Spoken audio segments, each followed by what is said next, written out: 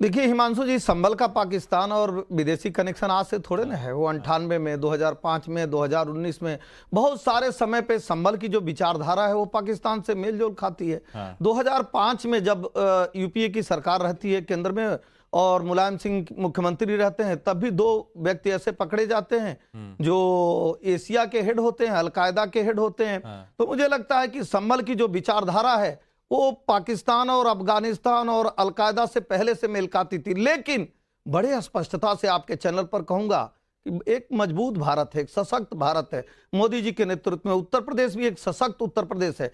आज चाहे वो पाकिस्तान कनेक्शन हो, अफगानिस्तान कनेक्शन हो या अलकायदा का कनेक्शन हो, वो सरकारें नहीं है जो आतंकवादियों को छूट देने का कार्य करती थी। 16 आतंकवादियों को भाईचारे के नाम पे छोड़ती थी। बहुत सारे लोग मदरसे से गिरफ्तार होते थे जो छोड़ दिए जाते। इसमें जो भी मिलेगा, जो भी कहा जा रहा है, चाहे वो कितने बड़े राजनीतिक व्यक्ति का संरक्षण उसको प्राप्त हो, उसको सजा मिलके ही रहेगी। यही तो उत्तर प्रदेश की आपने कहा कि राजनीतिक व्यक्ति का संरक्षण, इशारा किससे, सपा सांसद से है क्या?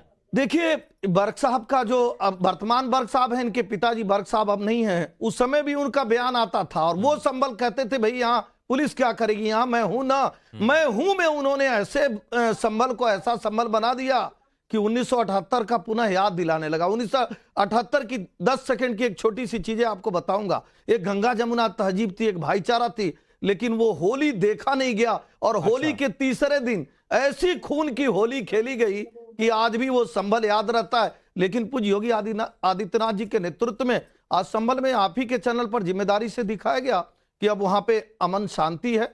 वहां पे जो सच्चाई है, सच्चाई सत्य जानने की सारी कवायद पूरी कर ली गई है और जो सही है वो सामने आएगा। तो जांच और होगी ना, पूरी कहां से कर ली? अभी तो जांच होगी और अब आधी अधूरी जांच थोड़ी ना कही जा सकती। नहीं हिमांशु जी, पूरी हो गई है तो रिपोर्ट आ गई, पूरी जांच होगी, आगे भी जितनी होगी ये बात अच्छी है, पूरी जांच होगी। और जो संभल में बहुत सारे लोग ये कहते थे कि नहीं यहाँ पुलिस थाना नहीं बनने देंगे, यहाँ पुलिस क्या करेगी, यहाँ हमारी आर्मी काम करेगी, वो उग्रवादी वाली, आतंकवादी वाली, अपराधी वाली ठीक है, चल नहीं रही है। अशोक यादव जी, वहां पे कानून का राज्य हो गया। अशोक, मैंने इसीलिए जिक्र किया था 2005 का, चूंकि समाजवादी पार्टी खुद ही इसमें कूद गए, एक पक्ष बन गई, इसलिए बताना चाहता हूं कि 2005 में आदरणीय स्वर्गीय मुलायम सिंह जी मुख्यमंत्री थे और केंद्र में इनकी सहयोगी की सरकार थी। 2005 में संभल में दो लड़के ऐसे पाए जाते हैं जो 1998 से गायब थे और अलकायदा के प्रमुख बन गए थे। जब मुलायम सिंह जी से पूछा गया, पोस्टर लगाया गया, मुलायम सिंह जी ने सहयोग करने से मना कर दिया। क्यों?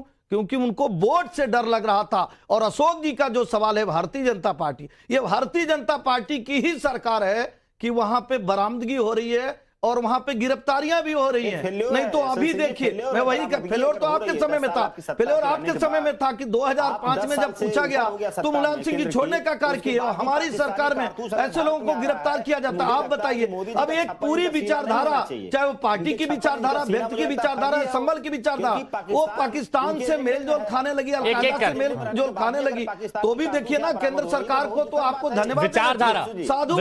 विचारधारा की बात की जा रही है, संभल की बात जा रही है।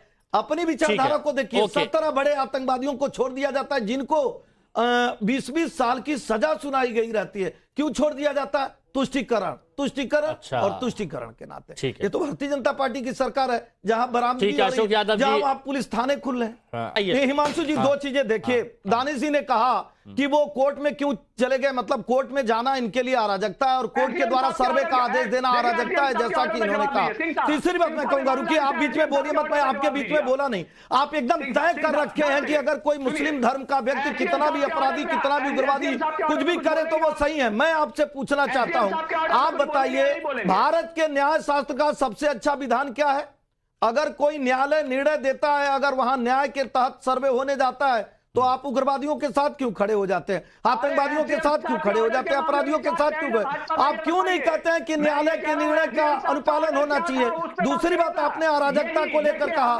अरे भैया, या तो आप बोलिए या तो मैं बोलूंगा। सवाल आपने हमसे पूछा, मैं आपके सरकार के सवाल के बारे में कह रहा हूं। 4000 विस्फोट की घटनाएं आजादी के बाद से। आपका सवाल मैं पूछ लेता हम जो किए हैं ना 56 इंच का सीना जो कह रहे थे ना, वो दिखाई दे रहा है कि कल को प्रयागराज में भी पकड़े जा रहे हैं, परसों मेरठ में, मुजफ्फरनगर में, बदायूं में, बुलंदशहर में, बहुत सारे जगह गिरफ्तारियां होती है। लेकिन आजादी के बाद पूरे देश में 4000 विस्फोट की घटनाएं हुई, 2 प्रधानमंत्री खोए, 54,000 लोगों ने अपनी जान दी। लेकिन ये किसके नाते हुआ? ऐसे लोगों के नाते जो आज तक पाकिस्तान नहीं जाकर भारत में रहकर पाकिस्तान के विचारधारा को जन्म देते हैं, अपने बच्चों को पाकिस्तान में भेजकर ट्रेनिंग देते हैं।